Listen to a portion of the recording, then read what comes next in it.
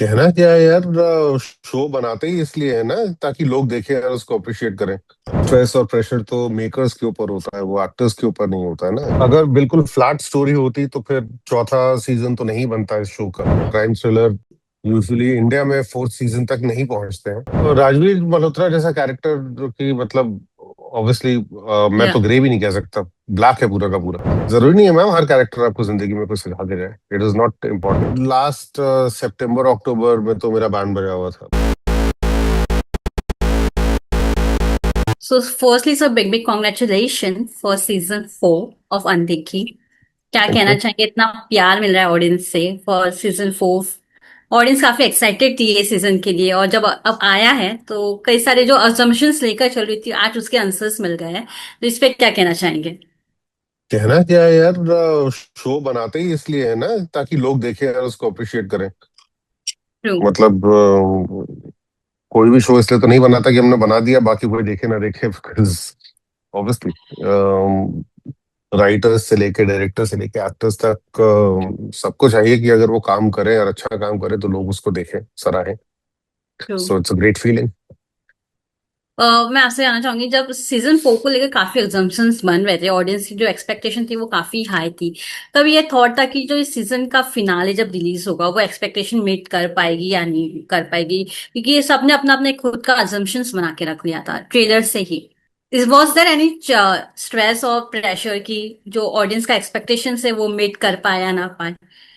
Ma'am वो stress और pressure तो मेकर्स के ऊपर होता है, वो एक्टर्स के ऊपर नहीं होता है ना। In the true. सेंस कि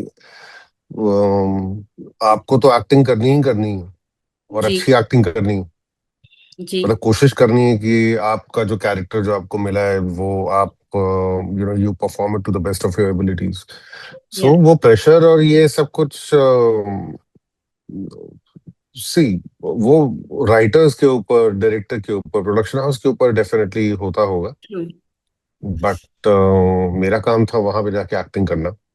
या। So no, I don't think वो प्रेशर एक्टर्स के ऊपर होता है सच। या। अगर बात किया जाए आपके किरदार की, तो आपके किरदार ने एक अलग ट्विस्ट डाल दिया है सीजन के फिनाले में। इसके बारे में क्या कहना चाहेंगे? अब हम खुलकर बता नहीं सकते ऑडियंस को, लेकिन वो ट्विस्ट के बारे में आप क्या कहना चाहेंगे जो हमें देखने को मिलने वाला है?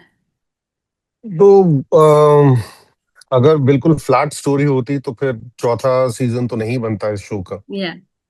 तो जाहिर है कि फर्स्ट सीजन से लेके अब तक जो है एक थ्रिलर जो है वो चौथे सीजन में आया है, जो कि बहुत कम होता है। Crime thriller true. Usually India में फोर्थ सीजन तक नहीं पहुंचते हैं। या। पर ये हुआ है तो दैट मीन्स कि the show has definitely found favour with the audiences. तो या।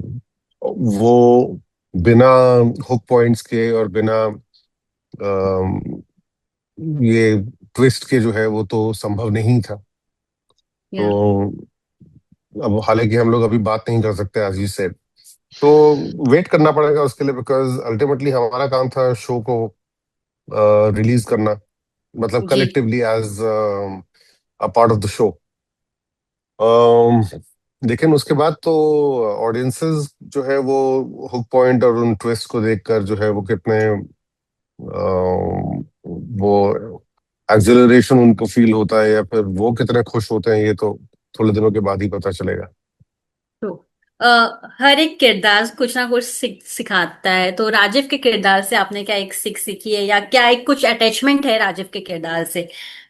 नहीं मैम, देखिए एक कैरेक्टर जो कि हर दूसरे मोमेंट पे बंदूक निकाल ले, जिसको कि लोगों की जान लेना और ये सारी की सारी चीज, इन सब चीजों से कोई गुरेज नहीं है। या। तो आप क्या सीखते हैं ऐसे कैरेक्टर से? मतलब सीखे तो तब जब आप खुद क्रिमिनल रहे हो और ऐसा कैरेक्टर करने के बाद आपको लगे कि नहीं ये जिंदगी, या। ये लाइन छोड़ देनी चाहिए। जरूरी नहीं है मैम हर कैरेक्टर आपको जिंदगी में कुछ सिखा के जाए। It is not important. हाँ, वो कैरेक्टर्स आपको जरूर कुछ ना कुछ जिंदगी में सिखाए जाते हैं जो अम, ज्यादा रियल लाइफ कैरेक्टर्स हो, जो जिनसे आप रिलेट कर सके। ट्रू। जैसे एक तो सोनी पे ही आया था कुछ साल पहले, मेरा जिसका नाम था मेरे डैड की दुल्हन। या। उस कैरेक्टर को करने के बाद सीखने के लिए अगर आप मुझे पूछे कि क्या सीखने के लिए मिला, तो बहुत कुछ सीखने के लिए मिला। It was a story about father and daughter. या। बट राजवीर मल्होत्रा जैसा कैरेक्टर जो कि मतलब ऑब्वियसली मैं या। तो ग्रे भी नहीं कह सकता, ब्लैक है पूरा का पूरा। ट्रू। तो आप क्या सीखेंगे उससे? अगर बात करें सर, आप डिजिटली कितना एंजॉय कर रहे हैं, because back to back something is coming from your side. हर एक प्लेटफॉर्म पे, हर एक शो में अलग अलग किरदार है, तो जब अलग अलग किरदार, अलग अलग जॉनरा करने का मौका मिलता है, तो एज एन एक्टर कितना ग्रेटफुल फील होता है, और एज एन एक्टर कितना सीखने को मिलता है।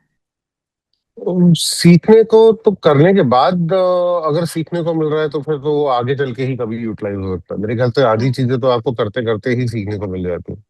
एक समय के बाद वो सीखना जो है ना वो बड़ा एक इंटरनल प्रोसेस होता है, मतलब जी। कि एज जैसे हाँ, लास्ट ईयर में जमुना पार एक साल में आया है, जमुना पार कोएड, एंड फिर कप्तान आया और अभी ये आया है। तो एज अ या। परफॉर्मर हाँ बहुत सारी चीजें हैं जो कि मुझे लगता है कि शायद थोड़ा और वक्त होता तो मैं बेहतर कर पाता। वो इंटरनल नोट्स ही होते हैं ज्यादातर। सीखने के लिए बहुत ये वेग टर्म है। एक तरीके से ये कहना कि अच्छा इस एक कैरेक्टर से आपने क्या सीखा, बिकॉज आप जब किसी भी किरदार को जो है परफॉर्म कर रहे होते हैं ना, तो आप उसको टोटालिटी में जो है from the performance point of view आप ज्यादा जज करने की कोशिश करते हैं। तो कुछ एक चीजें जो है जो आप सोचते हैं कि हाँ इनको मैं ऐसा करूंगा तो शायद उसका रिजल्ट एक तरह का निकल कर आएगा, जी। जो कभी कभी आपको जो है सेट पे देख के जो है बिल्कुल सही लगता है। लेकिन ट्रू। जब वो शो में जो है वही चीज जब आप सीन्स में देखते हो तो आपको लगता है अच्छा नहीं नहीं इसका इंटरप्रिटेशन बिल्कुल ही अलग हो गया उस हम्म। सिचुएशन में। बहुत सारी चीजें होती हैं, सो या you just keep on making notes कि कौन सी चीज वर्क की कौन सी नहीं की, मतलब वो या। डिजास्टर नहीं होना चाहिए। ट्रू। इंटरप्रिटेशन का थोड़ा बहुत ऊपर नीचे अगर कुछ फर्क आ रहा है तो या। You can always work on that. You're doing TV also side by side and doing OTT also. So how you're managing your time, your schedule? Because TV भी करना is not easy. बहुत बहुत hectic डिफिकल्ट है schedule है ma'am. उधर। सो तो आप कैसे छुट्टी मैनेज करते हैं इन OTT करने के लिए? तो अभी तो लास्ट सितंबर अक्टूबर में तो मेरा बैंड बजा हुआ था, मतलब सिर्फ मेरे ख्याल से मैं नाव नहीं ली ट्रैवल हम्म। करने के लिए, वरना बाकी और जितने भी पॉसिबल मोड ऑफ ट्रांसपोर्ट है, मतलब या। फ्लाइट लेके चंडीगढ़ जाना, चंडीगढ़ से हिमाचल ट्रैवल करना, वहां से गाड़ी लेके अंबाला कैंट जाना, वहां से ट्रेन लेके बरेली जाना, उधर शूटिंग करके वापस ट्रेन लेके इधर आना, बहुत टू हेक्टिक। टफ था। क्योंकि या। एक दो शूट्स जो है वो डिले हो गए, और डिले होकर वो उस विंडो में आकर बैठे जहां पर कि ऑलरेडी बहुत काम था। हम्म। सो हाँ वो 2 महीने दे वो रियली टफ, जबकि या। मैं मतलब ऑलमोस्ट 8-8 10-10 दिन के लिए बाहर जा रहा था, लेकिन उन 8-10 दिनों में भी 2 दिन शूट करके दूसरी जगह जाके वहां 2 दिन या। शूट करके वापस आना, इट वाज हेक्टिक। या। सो अब जब उसका रिजल्ट देख रहे हैं तो कितना अच्छा लग रहा है, कितना प्राउड फील होता है खुद के लिए?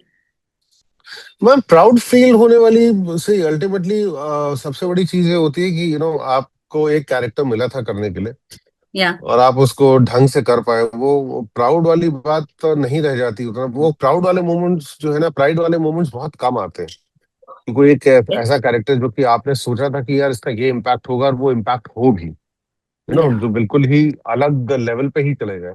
तो यार एक पर्सनल सेटिस्फैक्शन की हाँ जो मैं करना चाहता था ये स्क्रीन पे उससे भी ज्यादा बेहतर दिखाई दे रहा है। या। अदरवाइज बाकी सारी एक्सरसाइज अपने आप को रेलेवेंट बनाए रखने की, उससे ज्यादा कुछ नहीं है। ट्रू। ट्रू। फाइनली ऑडियंस को क्या कहना चाहेंगे, जो हमेशा आपको प्यार देते हुए आई है आपके हर एक प्रोजेक्ट को? अब जब इतना कुछ देख ही लिया है तो ये एक और देख लीजिए सीरीज, क्योंकि अभी तक क्या? ये जितने मैंने नाम लिए हैं उसमें जमुना पार मैंने देखा है और कुएड मैंने देखा, आई हैवंट सीन कप्तान, और अनदेखी तो खैर अभी पूरा आया भी नहीं है, दो दो या एपिसोड कर कर आएगा, तो इनके बारे में तो मैं नहीं कह सकता।